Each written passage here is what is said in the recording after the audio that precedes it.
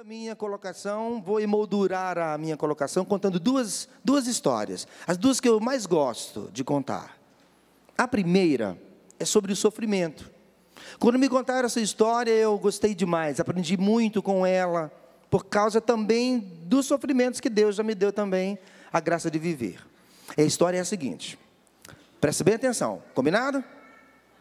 Então, um dia um grupo de pessoas reunidas, era como num círculo bíblico, eles se reuniram e porque descobriram que a Bíblia diz, no livro do profeta Malaquias, ali existe uma comparação, dizendo que Deus é como um fundidor.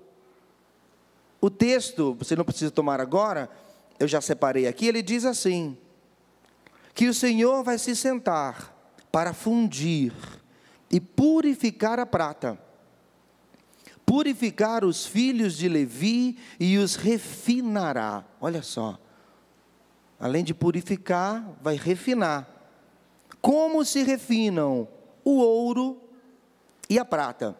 E esse grupo se reuniu para saber por que a Bíblia compara Deus com um fundidor. O que tem a ver uma coisa com a outra? Então eles conversaram e trocaram várias ideias. E resolveram então tirar uma resposta da maneira mais prática possível. Eles resolveram, um de nós vai numa fundição. Vamos conversar com um fundidor. Vamos saber o que tem de semelhança entre ele e Deus. Então essa pessoa foi até lá e chegou lá no lugar, encontrou um fundidor. E eles viram que o fundidor, foi uma mulher lá ver o fundidor. Foi até melhor, porque as mulheres parece que de fato são mais observadoras. E foi esta senhora, chegando lá, encontrou o fundidor sentado, em frente de um forno muito quente. E aí ele pegava uma porção de prata bruta, com uma colher de cabo bem comprido, pegava aquela porção de prata bruta, colocava dentro do forno, e estava ele ali sentado, segurando a colher, a prata bruta, lá já dentro do fogão, e ele ali, olhando para a prata. Ali já estava acontecendo aquilo que eles queriam saber. Então a senhora se aproximou dele e perguntou, o que é que o senhor está fazendo aí? Ele disse, eu estou purificando esta prata. Ah, o senhor está purificando. Por gentileza, eu estou falando com o senhor podia, pelo menos olhar para mim, né, que ela não gostou porque ele não tirava o olho da prata, sendo purificada.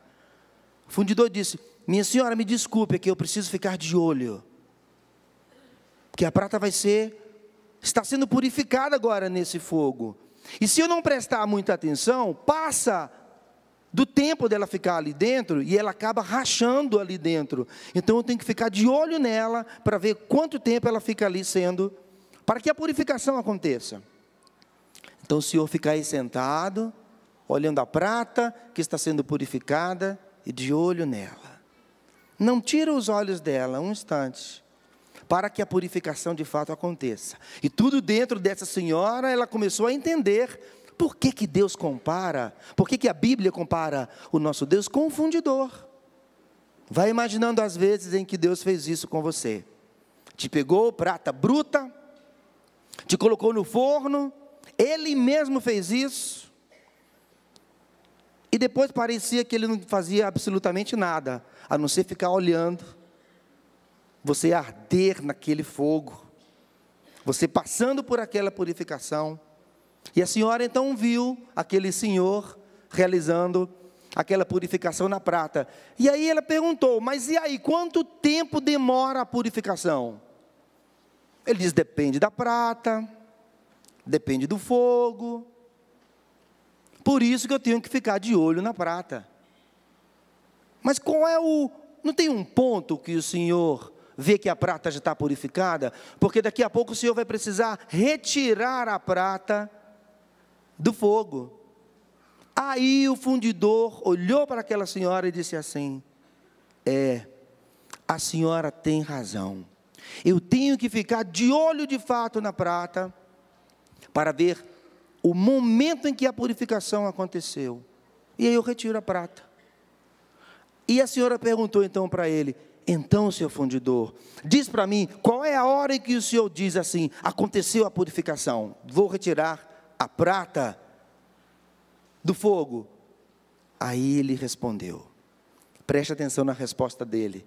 Ele disse assim: no momento em que eu começar a ver o meu reflexo na prata, quando eu daqui enxergar o meu rosto na prata, ela está purificada.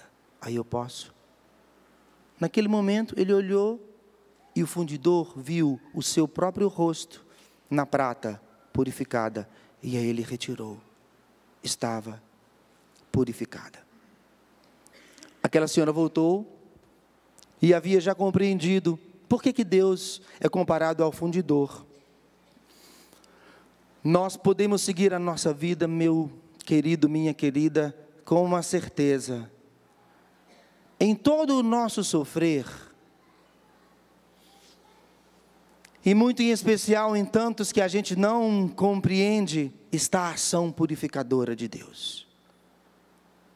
Principalmente, aonde está essa ação? Principalmente aí, neste momento em que o fundidor está olhando para mim e para você, deixando que a purificação aconteça, para que ele seja refletido em nós, para que reflitamos o fundidor, para que ele veja em nós o seu próprio rosto, transformar-nos nele mesmo. Em quantas situações de sofrimento eu e você nós estamos, e parece que nós não saímos dela de jeito nenhum, ou até mesmo quereríamos sair dela de qualquer jeito. Deixa Deus continuar trabalhando em você. Talvez o que esteja acontecendo seja exatamente isso. Você é prata, e em muitas situações prata bruta, e o Senhor Deus como fundidor pegou você, colocou você a 900 graus centígrados, sei lá, e simplesmente está olhando você ser purificado. Entender por que a purificação, e é claro que essa purificação, o que é? É o sofrer, é o sofrimento que a gente passa. Entender por que o Senhor nos põe dentro desse forno é maravilhoso. Já sabemos o que o nosso Senhor objetiva. É preciso que nós nos transformemos e nos tornemos cada vez mais como Ele é. Que nós ganhemos o semblante de nosso Senhor. E o nosso Senhor, Ele vai estar como este fundidor, olhando para nós, para ver o rosto dEle em nós, para ver o olhar dEle em nós, para ver o semblante dEle em nós, para ver os olhos dEle em nós. E Ele, quem sabe, vai retirar você. Às vezes passamos tempos inteiros de purificação, e é preciso deixar-se purificar por nosso Senhor. Em especial, em um dos capítulos do livro da Luzia, Deus cuida de nós. Como eu dizia agora há pouco, o livro da Lu vai nos inspirando iniciativas novas em direção ao Senhor. E a Luzia, em cada palavra deste livro, ela vai tirando a gente do lugar e nos convidando para que nós nos aproximemos do Senhor, na situação que nós estamos. Aproximar-se do Senhor como eu estou, e falar-lhe ao seu coração. Você e eu precisamos fazer isso continuamente.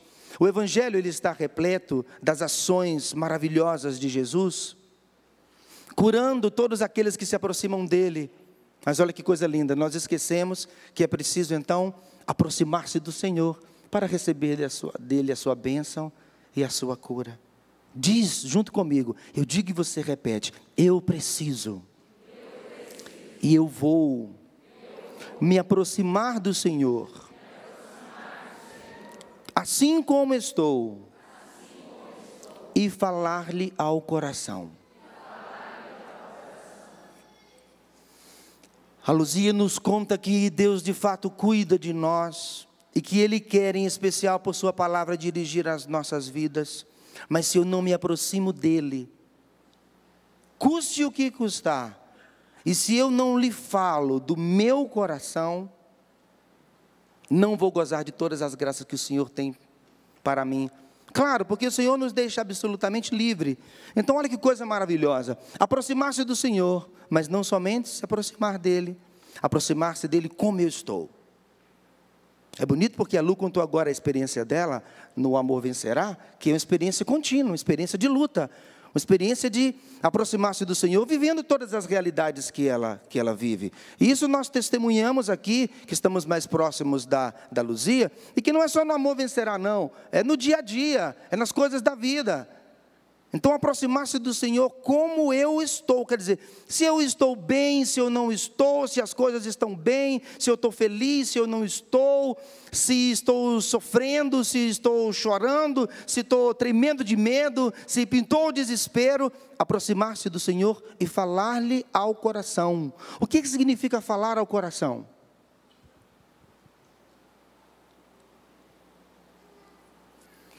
Significa dizer do mais íntimo de mim.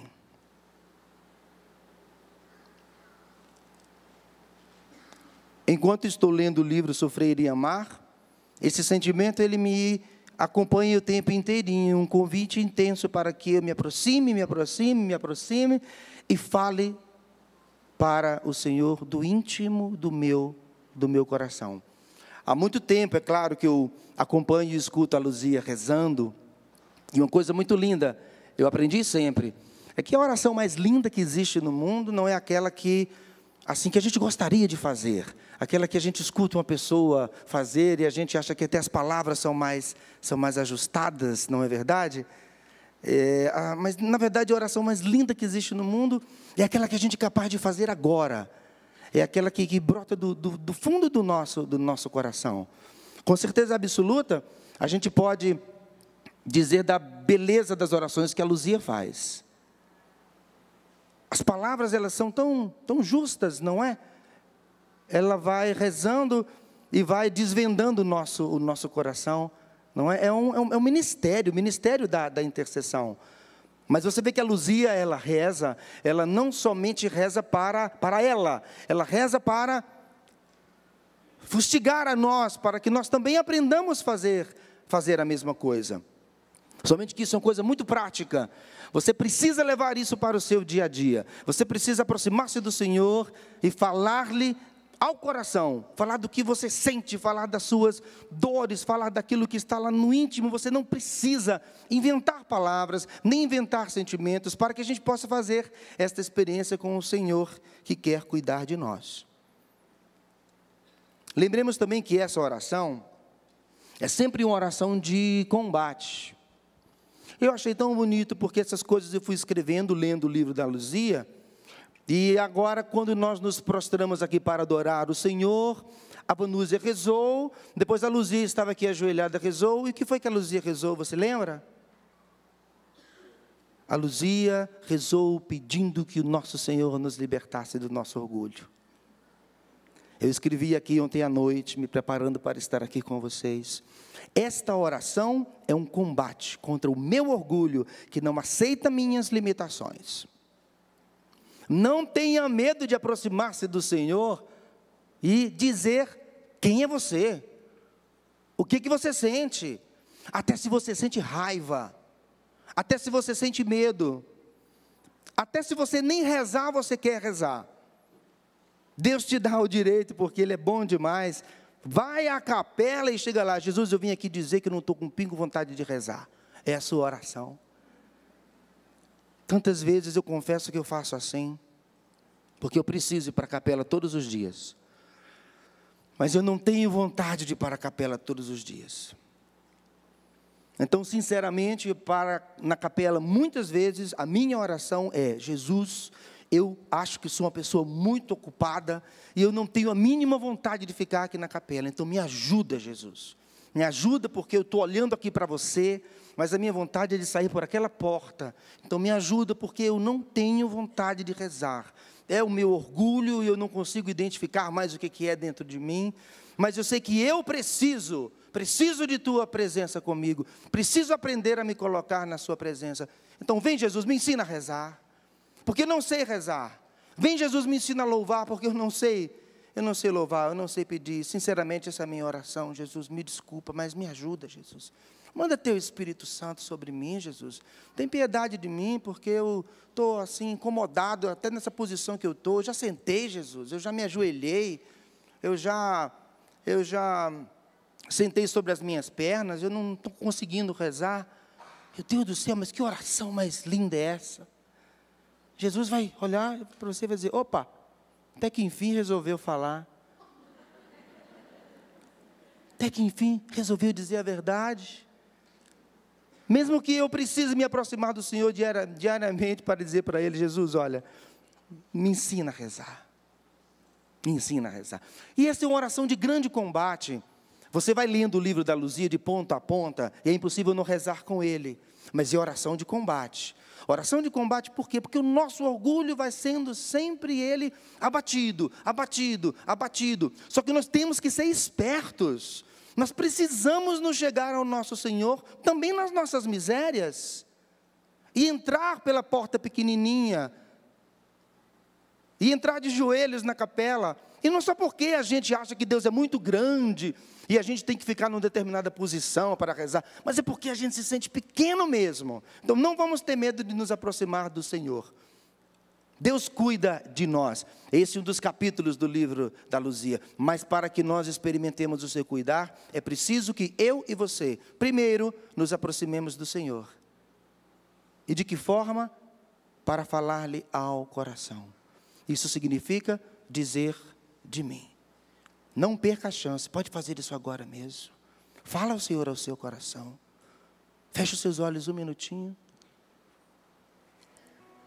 Qual é a oração que brota aí do seu íntimo, meu querido, minha querida? Oração que a gente não inventa, mas ela está aqui dentro de nós. Às vezes a gente só diz, Jesus, eu confio em vós. Quem precisa de misericórdia, pede misericórdia. Deixa o coração rezar.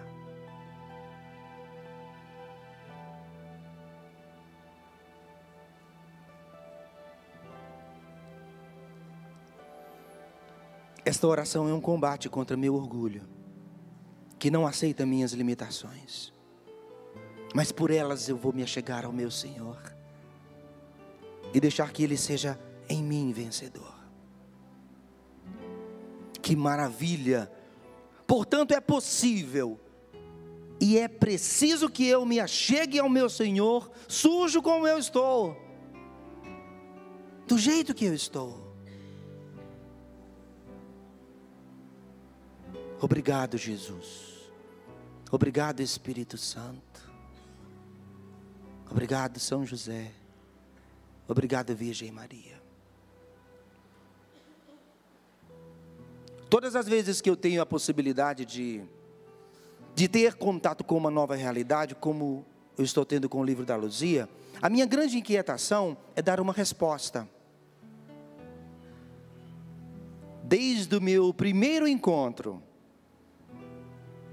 e desde esse primeiro encontro mesmo, que foi em 79, dias 25, 26 e 27 de novembro de 1979, no convento das Irmãs Mensageiras, lá em Fortaleza, onde eu nasci. No final de semana, onde Deus falou comigo pela primeira vez. Onde Deus disse que era decisão dEle que eu pertencesse a Ele. Naquele dia, no domingo, deram uma palestra que ela assim ficou gravada dentro de mim até hoje. A palestra chamava-se O Quarto Dia. Depois que eu fui entender, não é? A sexta-feira o primeiro dia, o sábado o segundo, o domingo o terceiro e a segunda-feira o quarto dia. Então essa história do quarto dia, ela ficou tão presente dentro de mim, que eu assim trago dentro aqui do meu coração uma santa preocupação com o que é que eu vou fazer com as coisas que Deus me dá. Como é que eu vou dar uma resposta a meu Senhor que tem me dado tanto? Aí o que eu fiz? Lendo esse capítulo em especial, o Deus cuida de nós, e outros capítulos do livro, que eu fui lendo um pouco assim, sorteando alguns momentos. Eu escrevi assim 7 pontos. Primeiro eu escrevi assim, aqui no meu caderno, fiz como estudo bíblico. Eu coloquei assim: a Luzia deseja, 2 pontos. Aí numerei, vou repartir com você, para a gente caminhar na nossa meditação. Em tudo aquilo que eu fui lendo, porque eu disse, esse é um livro que ultrapassa as palavras, não é aquilo que está escrito. A gente vai lendo, e dentro de nós vai a ação do Espírito Santo. Então eu escrevi assim: a Luzia deseja, primeiro, retirar-me de mim mesmo, do meu fechamento e da minha angústia. Eu e você temos uma tendência horrorosa a nos fecharmos dos nossos sofrimentos, e nos fecharmos até mesmo para Deus, na oração. Cada palavra deste livro vai nos ajudar para que nós saiamos definitivamente das nossas dores, dos nossos egoísmos, dos nossos fechamentos. Porque, infelizmente, se nós não entramos nesta dinâmica maravilhosa de ver o nosso sofrer, sim, como ação de Deus em nós, nos purificando para que nós pareçamos mais com o nosso Senhor, nós caímos exatamente no oposto. Em vez de nós nos abrirmos para Deus agir em nós, nós nos fechamos. E nos fechamos dos nossos julgamentos a respeito das pessoas. E se nós somos capazes de dividir com outras pessoas os nossos julgamentos, se elas concordam conosco, eles vão ficando cada vez piores, e a gente vai juntando um lixo horroroso dentro de nós. Daqui a pouquinho Deus quer chegar e entrar dentro de nós, mas não tem por onde, porque nós estamos fechados. Não permitamos que isto aconteça conosco. Precisamos sair de todo e qualquer fechamento, e um sair de si contínuo. E a gente sabe sair de si como? Sair de si para a oração, mas não somente para a oração. Aí nós temos 2 caminhos maravilhosos, que é caminho de cura. Sempre somos convidados a isso. Agora pela manhã, a Lu falou disso de novo. Ela citou esses 2 caminhos, que está tão presente no livro Sofrer e Amar, que é o caminho em direção ao Senhor, e é o caminho em direção aos outros, à comunidade, à família. Se eu não encontro saídas, corre para o Senhor com uma perna, e corre para os irmãos com a outra. Mas não fique em você mesmo. Saia de si, para o seu crescimento e para a sua cura. Esse foi o número 1. Tirar-me de mim mesmo, do meu fechamento, da minha angústia. Número 2, eu escrevi 7 pontos, porque a gente gosta das coisas bíblicas, não é? Que o diabo seja derrotado, com a minha parte ativa, achegando-me ao vencedor. As nossas fraquezas, aliás, deixa eu dizer diferente, o nosso vencedor é Jesus Cristo. Nele é que nós somos vencedores. Então o que é que nós temos que fazer? Nós temos que nos achegar ao Senhor, que Ele é o vencedor. E essa é a nossa parte. A nossa parte é essa: vermos derrotado o mal em nossas vidas, mas nos achegando ao nosso Senhor. Eu aprendi uma coisa muito importante para a minha caminhada espiritual, que é a seguinte: é a compreensão de por que muitas vezes nós temos a nítida experiência de que o mal é muito forte, que é muito poderoso, que pode assim acabar conosco. Por que o mal parece ser tão forte? Tão forte que a gente pergunta: onde é que está Deus nessa história toda? Se eu sou sempre tão vencido, se é tudo tão difícil. A gente não fala e tem até medo de falar, mas parece que a gente vive alguma experiência de vez em quando, e a gente pensa que o diabo tem uma força muito, muito grande. Como se possuísse a força que Deus tem. Depois eu fui aprendendo que o que acontece é que, na sua astúcia, o diabo se aproxima de mim, especialmente quando estou fraco. Quando estou fraco fisicamente, quando estou fraco psicologicamente, quando estou fraco espiritualmente. Então ele se aproxima de nós. Atenção aos momentos de fraqueza. São momentos de grandes tentações. Porque aí você está fraco. E aí o mal aparenta ser fortíssimo, fortíssimo. É preciso então que nós tenhamos uma vida que busca colocar-se continuamente do lado do vencedor. E aí está a nossa parte ativa. Eu não sei como é que é o seu dia a dia. Eu não sei o que você experimenta de oração pessoal. Mas não vai dar para se comprometer com as realidades de sofrer e amar, se você não está decidido a dar um passo na sua vida e rezar diariamente a sua oração pessoal, ou a sua adoração pessoal. Porque nós vamos entrando num campo de batalha. E mesmo o catecismo da igreja nos ensina que a oração sempre, e não precisa ser nenhuma oração de libertação, não. A oração sempre é uma atitude de batalha espiritual.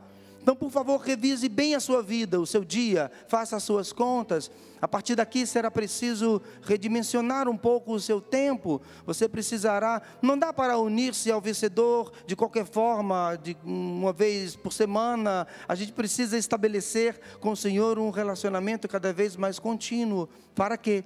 Para que haja vitória em nossas vidas. Só que nós somos tão fracos, só vemos fraqueza em nós. E não se assuste com isso. À medida em que nós nos aproximemos da luz, a gente cada vez vai mais se enxergando. Então não tenha medo de ver as misérias que te cercam, não. A gente vai deixando que o nosso Senhor nos ilumine, e a gente vai vendo, puxa vida, mas só tem miséria, meu irmão, minha irmã. Aproveite disso para então achegar-se àquele que é perfeito, aquele que é o vencedor, que é nosso Senhor.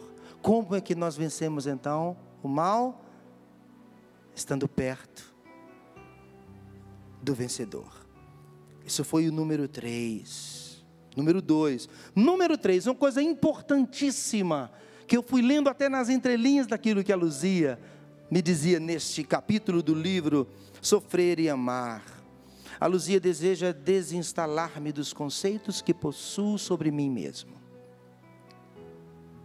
Eu escrevi entre parênteses aqui, coitadinho.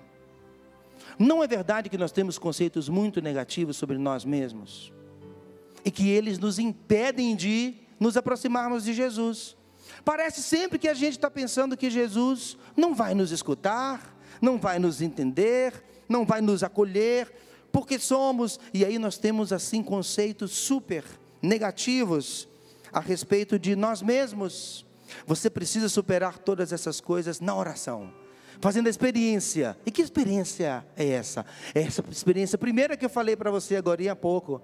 A experiência de achegar-se ao Senhor para fazer a oração do coração, do íntimo, dizer o que se passa aí dentro de você. É preciso então desinstalar-me dos conceitos que possuo sobre mim. E eu vou então ativamente fazer isso. Não espere que as situações difíceis circundem a sua vida para que você dê este passo de chegar ao Senhor e falar daquilo que circunda a sua vida, o seu dia a dia, das suas dificuldades. Essa oração sincera, que a gente abre o coração, que a gente diz o que a gente sente, que a gente derrama o coração diante de nosso Senhor, exatamente como nós estamos, para recebermos dele então o socorro que necessitamos. Eu e você precisamos nos tornar cada vez mais pessoas de vida de oração, senão nós não vamos ser os vasos capazes de segurar este maravilhoso conteúdo que Deus está nos dando. E é a vida de oração diária que vai nos possibilitando viver assim. E afinal de contas, o que é vida de oração? Vida de oração é feita de coisa que a gente faz. é a Eucaristia diária, é a palavra de Deus diariamente, o Santo Terço ou o Rosário todos os dias, a confissão mensal, enfim, são as 5 pedrinhas. E o jejum, é assim que a gente se torna alguém que reza. Muitos de nós não têm tido o suporte de dar continuidade a tanta maravilha que Deus tem nos dado, porque nós não regamos essas realidades durante o nosso dia a dia. Muitos de nós damos 2 passos para frente e 3 passos para trás, porque não aprendemos ainda a fazer da nossa vida uma vida de oração. E eu repito, gosto muito de dizer isso, porque também foi um aprendizado muito lindo aqui na minha comunidade, é que vida de oração é feito daquilo que a gente faz. Então eu tomo a palavra de Deus e dela me alimento. Eu rezo o meu terço e alimento e estreito os meus laços com a Virgem Maria. Vamos em frente aqui. Número 4, que a palavra seja arma e consolo. Use a palavra de Deus para rezar. Eu não sei como acontece com você, mas eu tenho muita dificuldade de rezar com as mãos vazias. O que me ajuda muito, e eu ando com ele para cima e para baixo, é esse meu devocionário a São José e a Bíblia. São caminhos que a gente vai descobrindo. Há muito tempo eu descobri esse caminho na minha vida, que é São José, que é um atalho maravilhoso para mim. Com esse devocionário eu me achego em todos os meus momentos de oração. É como a porta que se abre para rezar. E a palavra de Deus, quando a gente não sabe o que dizer, toma o livro dos Salmos, reze com os Salmos, e a gente tem que aprender a rezar com os Salmos, para ter a palavra como arma e como consolo. E como é que a gente aprende a rezar com os Salmos, com a palavra de Deus? Vamos fazer uma experiência bem simples. Tome a sua Bíblia aí, por favor. Vai no livro dos Salmos.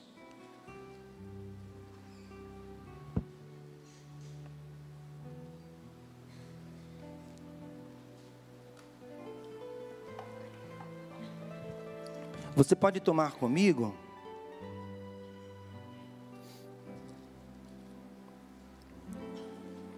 o Salmo 5, versículo 1. Aliás, ele começa logo aqui no versículo 2. O versículo 1 é apenas uma indicação do que se trata. O título é Oração da Manhã, Salmo 5.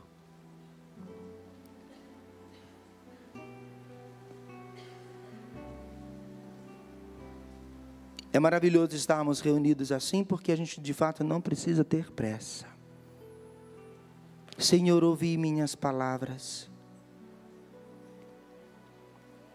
Escutai meus gemidos.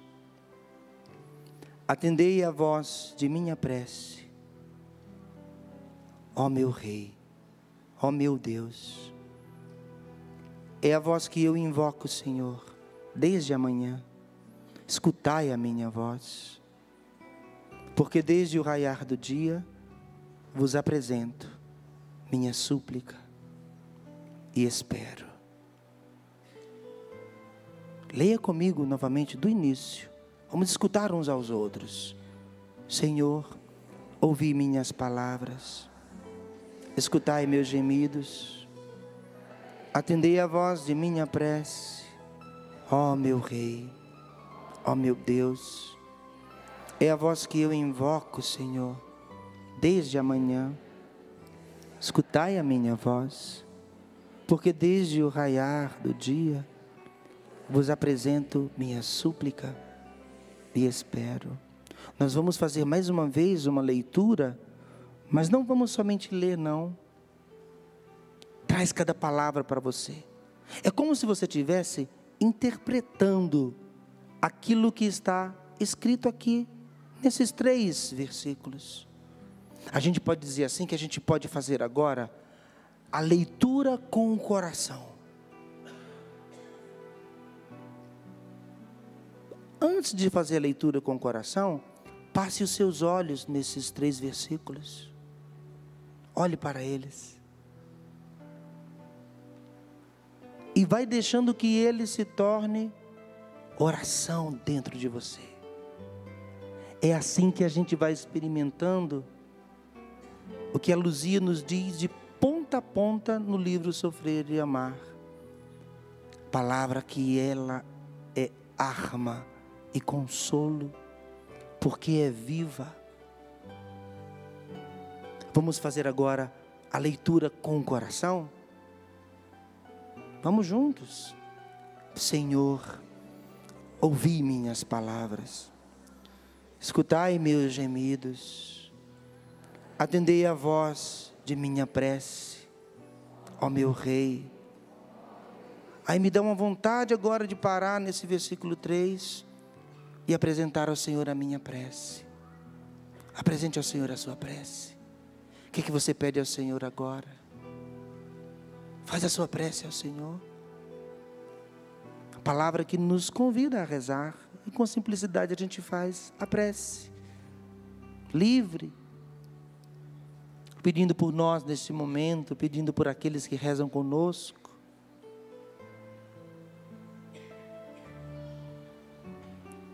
Versículo 4. É a voz que eu invoco, Senhor. Desde amanhã, escutai a minha voz, porque desde o raiar do dia, vos apresento minha súplica e espero. Renove agora a sua confiança no Senhor, dizendo que você espera nele. Que você espera nele mesmo contra tudo aquilo que cai sobre você de vez em quando, de desesperança, de desespero mesmo.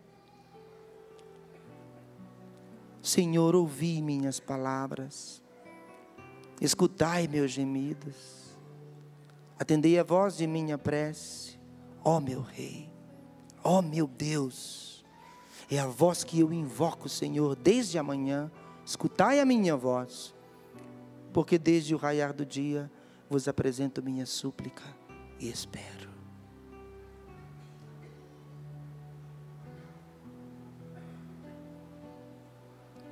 Nós poderíamos caminhar rezando com esses 3 versículos. É ou não é verdade? Rezando assim, como estamos fazendo agora. Aprendendo a oração do coração. Leve assim a sua Bíblia para o seu quarto. Leve assim a sua Bíblia para a capela, para o seu momento de oração. Escolhemos aqui juntos esses 3 versículos e fomos aprendendo a rezar. A palavra é viva, é ou não é? Ela vai falando para a gente, ela vai descortinando no nosso coração. E nós vamos fazendo o quê? Esse exercício espiritual. Eu fui aprendendo a fazer esse exercício aqui juntinho com você, aprendendo a rezar com a canção nova. Em especial, aprendendo a rezar com a Luzia, vendo a forma da Luzia rezar. O livro Sofrer e Amar, ele está repleto de momentos assim. A palavra de Deus que está aqui contida, citada, em todos os momentos, ela é para que nós façamos este exercício espiritual, essa experiência. E é maravilhoso, não é? Porque é ou não é verdade que a gente pode rezar assim, em qualquer circunstância da nossa vida? Não é mesmo? Se a gente está bem, se a gente não está, se a gente não tem vontade de rezar, mas a gente toma a palavra de Deus e faz esta experiência. A experiência que é um convite que a Lu nos faz. Que a palavra seja arma e consolo. Um outro ponto que eu anotei aqui é o ponto número 5, que diz assim, eu escrevi aqui no meu caderno, do meu estudo bíblico, a Luzia deseja que eu avance independentemente das pessoas. Eu não sei se você, não sei quem já aqui já está lendo o livro Sofrer e Amar. Quem já tem o livro? Deixa eu ver. Você já tem, alguns já têm, mas todo mundo precisa adquirir o seu, viu? Em muitos momentos do livro da Lu, mesmo sem ela dizer, me parece que ela está dizendo assim, eu vou em frente mesmo que seja sozinha. Eu vou em frente mesmo que ninguém vá. Eu vou rezar mesmo que ninguém reze. Eu vou pedir mesmo que ninguém peça. Eu não vou deixar de fazer aquilo que eu tenho que fazer. Porque é uma insistência tão linda para que nós vivamos uma superação, não é? Que chegue em alguns momentos em que, de fato, o que vai acontecer com você é que as pessoas, elas poderão exercer uma força muito negativa sobre a sua existência. E nós não podemos parar nas pessoas. A Luzia deseja que eu e você avancemos independentemente das pessoas. E creia, no nosso caminhar espiritual, tem um momento em que você tem que deixar as pessoas para trás. Mas que história é essa? Mas isso é coisa cristã de se falar no aprofundamento como esse? Preste bem atenção, existem momentos da sua caminhada, e você precisa identificá-los, em que chega um momento em que você precisa, de fato, independer-se das pessoas. Independência é uma palavra boa, porque existem dependências psicológicas, dependências físicas e até mesmo espirituais. E a Luzia deseja que você avance independentemente das pessoas, daquilo que elas pensam de você, daquilo que elas esperam de você. Vou adiantar um pouquinho aqui, só por causa do tempo. Número 6, a Luzia deseja que eu avance também, independentemente das circunstâncias. Veja bem, quando eu começo a fazer a experiência com a palavra de Deus, que o livro Sofrer e Amar me sugere, e olha, é uma questão de exercício. A nossa alma, ela precisa ser adestrada. Ontem eu explicava para algumas pessoas o seguinte, eu vou explicar também para você agora. É muito simples, mas é muito bom, por isso preste bem atenção agora. Dentro de mim existe uma alma que tem sede de Deus, não é verdade? Tem até aquela música linda que a Ana Lúcia canta no CD Salmos. A minha alma tem sede de Deus, de Deus. A minha alma tem sede de Deus, de Deus. A minha alma tem sede de Deus, de Deus. A minha alma tem sede de Deus, de Deus. Tá tão bonito, quero ouvir você cantando forte. A minha alma de Deus, a minha alma tem sede de Deus. Pois é, dentro de nós está a nossa alma que tem sede de Deus. Não se confunda com a sua alma. Vou lhe explicar. Às vezes a gente pensa que a gente não tem sede de Deus, mas a alma continua sedenta. Você é você, mas dentro de você está a alma, o nosso espírito que geme de vontade de Deus, de sede de Deus. Alimente sua alma que tem sede.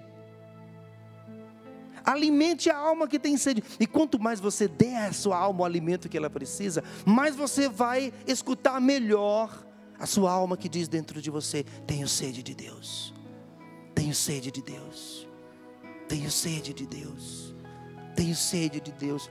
Aí a gente vai entendendo que nós podemos sim enfrentar toda e qualquer circunstância, por mais difícil que ela seja, porque nós estaremos cuidando daquilo que é essencial em todos os momentos de nossa vida. A minha alma tem sede de Deus. E a gente alimenta a alma como? Assim, o que nós fizemos agora com a palavra de Deus. Paramos nesses 3 versículos do Salmo 5, alimentando a nossa alma. Qual a experiência que você vive aí? Às vezes até experiência física. Você vive o quê? Você vive a experiência de, descobrir dentro de mim um lugar que tem vontade de Deus, um lugar que tem sede de Deus. E aí você cede àquela palavra que está ali escrita, dizendo, estava escrito, né? Já fechei a Bíblia, mas eu me lembro, Senhor, te apresento a minha súplica, minha prece. Aí dentro de vocês, como que brota aquele lugar que você tem vontade de Deus, que você tem sede de Deus. Muitas vezes a cabeça não está nem aí, nem você mesmo, mas a minha alma tem sede de Deus. A minha alma tem sede de Deus. Aí vou aprender que eu posso sim avançar continuamente, independente das pessoas, independente das circunstâncias. Nossa, o livro Sofrer e Amar, ele é repleto deste ensinamento, mas atenção, não é um livro para a gente ler e alimentar o intelecto. É um livro para que a gente transforme em vida, senão você vai guardá-lo bonitinho depois da leitura, porque ele é um grande desafio. Ele é um convite à conversão contínua, porque é um livro que me coloca diante de Deus o tempo inteiro. Abra em qualquer página do livro Sofrer e Amar agora, para ver se ele não é um convite para que você reze e se coloque diante de Deus. Eu abri agora. Na página 118, está escrito: saber sofrer é um dom, e saber consolar é uma bênção. Da mesma forma como experimentamos dias felizes, vivenciamos dias dolorosos, precisamos acolher um ao outro como dons de Deus. Vivamos a integridade no sofrimento, sejamos firmes na fé, até a vinda do socorro divino. Quem confia no amor de Deus, se lança na esperança. É um convite contínuo à reflexão e à oração, mesmo quando não se trata da palavra de Deus, assim, citada ipsis literis, a palavra mesmo, o versículo e o texto. Número 7, eu escrevi aqui, já é o último, tá bom? A Luzia deseja que eu seja um sim contínuo. Que eu seja um sim contínuo. Nada de negativismo. Você já prestou atenção? Em cada palavra, se a Luzia não diz isso, mas está escrito, um convite contínuo para que nós sejamos absolutamente abertos à graça de Deus. Não se trata de positivismo não, assim, de ficar dizendo que tudo vai dar certo, não, mas é uma abertura à ação de Deus, que ultrapassa os acontecimentos, que ultrapassa este acontecimento de agora na minha vida, este acontecimento agora na sua vida. Um convite para enxergar que o Senhor está conosco, que Ele está à nossa frente, e que nós não podemos olhar de outra forma a vida. Mas veja bem, tudo isso é muito lindo por causa do compromisso que esse livro nos leva a viver. Não trata-se somente de uma mudança assim, de um jeito de pensar diferente. É um projeto de vida. É um projeto de vida onde a palavra de Deus, ela está ali como centro, onde Jesus, na Eucaristia, Santo Deus, onde a adoração, ela é o cume de tudo isso. Então, é preciso que eu e você aprendamos. Eu não sei, o que eu fiz até agora com o livro Sofrer e Amar me ajudou muito, por causa desses 7 pontos que eu fui enumerando, à medida em que fui lendo e fui vendo que eram coisas que eu seria capaz de corresponder. Porque, como eu disse, é preciso, quer dizer, eu tenho a necessidade enorme da história do 4º dia. Eu preciso dar uma resposta. E por fim, eu quero terminar contando aquela 2ª história que eu disse para você que eu ia contar. Essa história me ajudou muito a compreender a questão do sofrimento que eu e você vivemos por causa da demora da transformação do outro. Legal? Fulano não muda. Ai meu Deus, é o meu sofrimento eterno aguentar essa criatura. Eu rezo, nada muda. Parece que Deus não me escuta. E nós temos pessoas muito queridas, muito especiais, pertinho de nós, que não mudam, não é mesmo? Às vezes a gente fica até chateado com o nosso Senhor, não é? Dizer, puxa vida, Jesus. Mas aconteceu um fato muito lindo na minha história, e uma coisa assim, real mesmo. E eu vou encerrar contando essa história para você. Que é o seguinte, um dia eu estava morando no Rio de Janeiro, na nossa missão lá no Rio, e eu estava lá na televisão do Rio e recebi uma cartinha.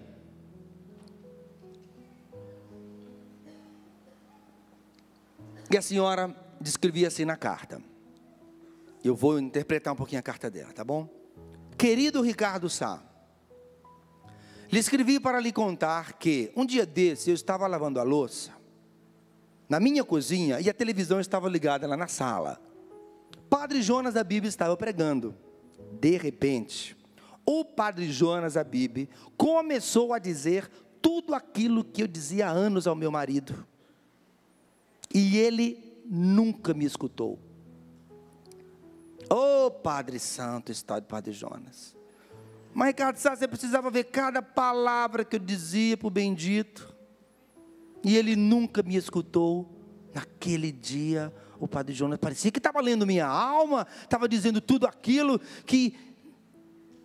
Naquele dia, Ricardo, naquele momento, eu fiz ali um compromisso com Jesus. Eu digo, vou ligar para a Canção Nova, no 0 operadora 12 31 86 2600. Guarda esse número, viu, galera? E vou pedir essa fita, e eu vou fazer ele escutar.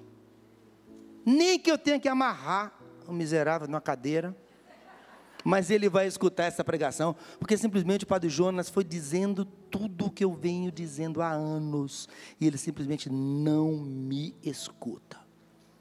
Ela então fez o que escreveu, ligou para a Canção Nova, qual é o telefone?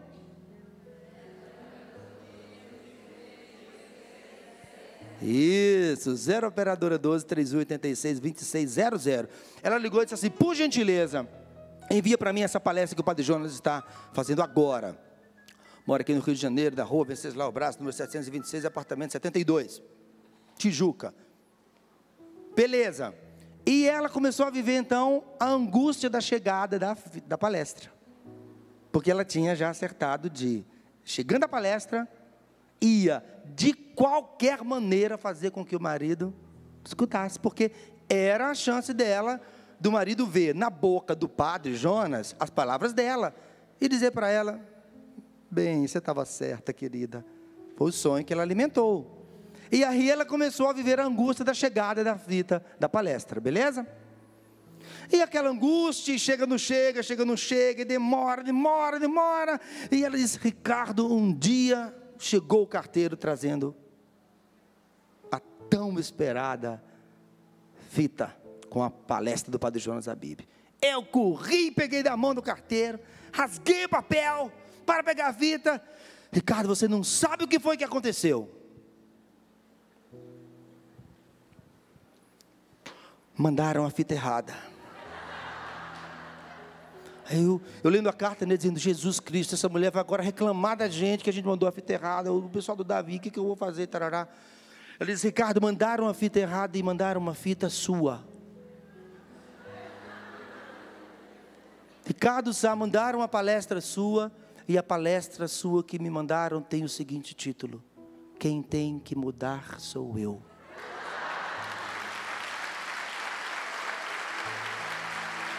Eu fiquei tão impressionado. E o mais lindo é que não parou aí não. Aí ela disse que ela teve a humildade de escutar a minha palestra. Ela contou tudo para o marido, os dois escutaram juntos.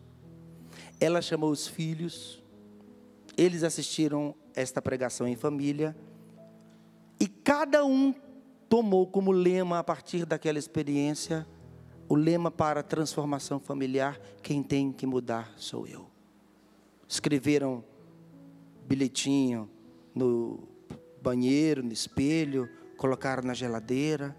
E aí a família tomou como lema, quem tem que mudar sou eu. E começaram uma nova experiência.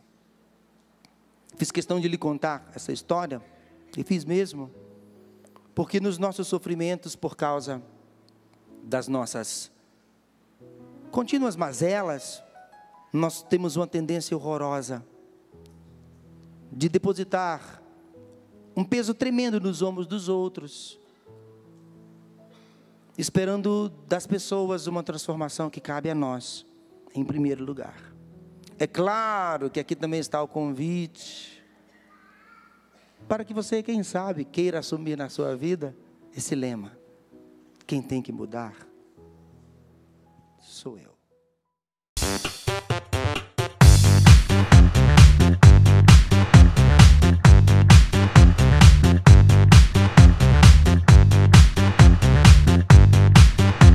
CançãoNovaPlay.com. Assine já!